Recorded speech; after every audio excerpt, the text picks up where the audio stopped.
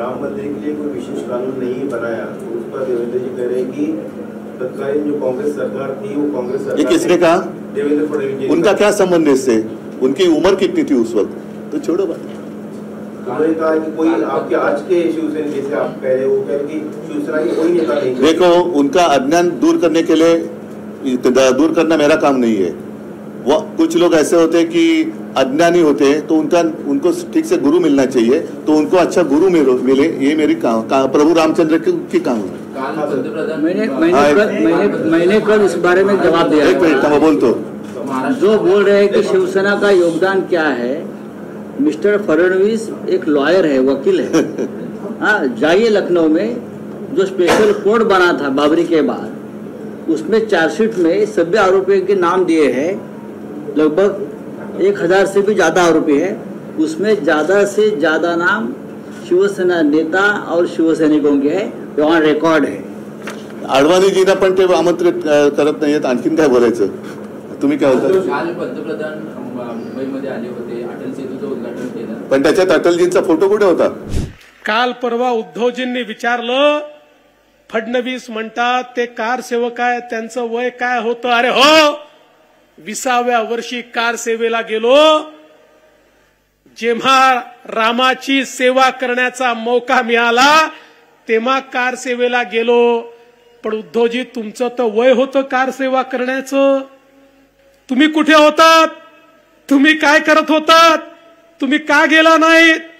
त्यावेळी तुम्ही निसर्गाची फोटोग्राफी करत होतात, तेव्हा तुम्ही चित्र काढत होतात। ज्यावेळी कार सेवक गोळ्या खात होते, अरे लाठी गोली खाएंगे मंदिर वही बनाएंगे, हे ज्यावेळेस कार सेवक सांगत होते त्यावेळी तुम्ही फोटो काढत होते, कुठल्या तरी जंगलामध्ये वाघाचे फोटो। अरे खरे वाघ त्या ठिकाणी मंदिरावर चढून कोठारी बंधूंच्या रूपाने झेंडा लावत होते, छातीवर गोळी खात होते, त्या ठिकाणी मृत्युमुखी पडत होते, आणि तुम्ही फोटो काढत होते। तुम्ही आम्हाला काय सवाल विचारणार आहे? तुम्ही आम्हाला काय सवाल विचारणार आहे? अरे हिंदुहृदय सम्राट शिवसेना प्रमुख बाळासाहेब ठाकरे एक वाघ होते, पण तुम्ही वाघ नाही आहात।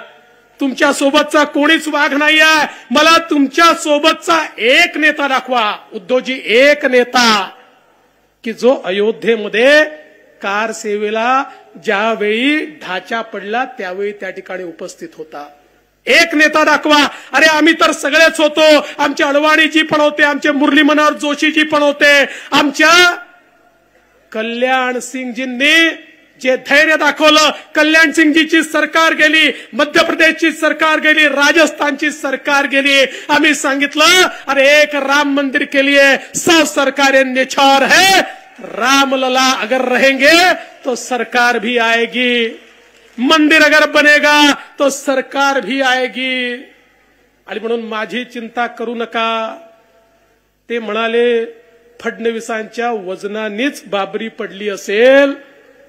त्यांना सांगतो, अरे जिसके साथ राम जी है, बाबरी ढांचा तो बहुत छोटी चीज है, हिमालय पर्वत भी हिलाने की ताकत राम का सेवक रखता है।